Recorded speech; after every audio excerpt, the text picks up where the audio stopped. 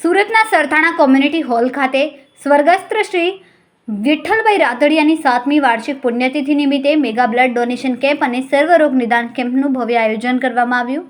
આ સેવાકીય કાર્યક્રમમાં મોટી સંખ્યામાં રક્તદાતાઓ, તબીબો અને સમાજના આગેવાનો જોડાયા હતા। કાર્યક્રમમાં જેતપુરના ધારાસભ્ય જયેશ રાદડિયા મુખ્ય અતિથિ તરીકે ઉપસ્થિત રહ્યા અને તેમણે રક્તદાનને મહાદાન ગણાવીને યુવાનોને નિયમિત રક્તદાન કરવા અપીલ કરી। Rotary Club of Surat Metro, Jetpur, Jamkandorna તાલુકા પરિવાર અને રાદડિયા પરિવાર સુરતના સંયુક્ત સહયોગથી યોજાયેલા આ કેમ્પમાં અનેક લોકોએ રક્તદાન કર્યું, જ્યારે મોટી સંખ્યામાં નાગરિકોએ નિઃશુલ્ક સર્વરોગ નિદાન કેમ્પનો લાભ લીધો। કાર્યક્રમ દરમિયાન સ્વર્ગસ્થ વિઠ્ઠલભાઈ રાદડિયાએ ભાવભીની શ્રદ્ધાંજલિ અર્પણ કરવામાં આવી અને તેમના સમાજ સેવાના કાર્યને યાદ કરવામાં આવ્યા।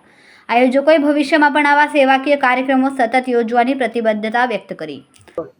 જી જયેશભાઈ, સુરત ખાતે બ્લડ ડોનેશન કેમ્પ રાખવામાં શું કહેશો? મારા પિતાશ્રી વિઠ્ઠલભાઈ રાદડિયાની આજે 7મી વાર્ષિક પુણ્યતિથિ અને પુણ્યતિથિ નિમિત્તે સમગ્ર રાજ્યની અંદર 160થી વધુ સ્થળોએ મેગા બ્લડ ડોનેશન કેમ્પ, સર્વરોગ નિદાન કેમ્પ સહિત અનેક વિવિધ સેવાકીય પ્રવૃત્તિના કાર્યક્રમો અલગ અલગ જિલ્લા મથકોએ, તાલુકા પ્લેસ ઉપર અલગ અલગ સંસ્થાઓ દ્વારા રાખવામાં છે। આજે સુરત ખાતે આ કાર્યક્રમનું આયોજન થયું છે।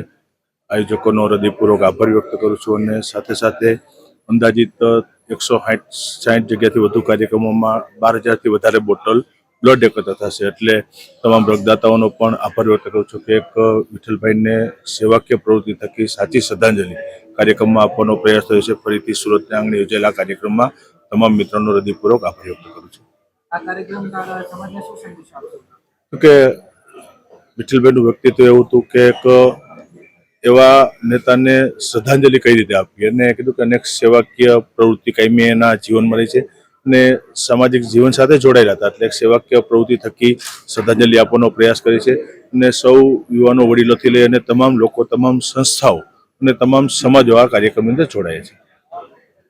કેમેરામેન હર્ષદ પાટીલ સાથે સુનિલ પાટીલ, સમય મીડિયા ન્યૂઝ, સુરત।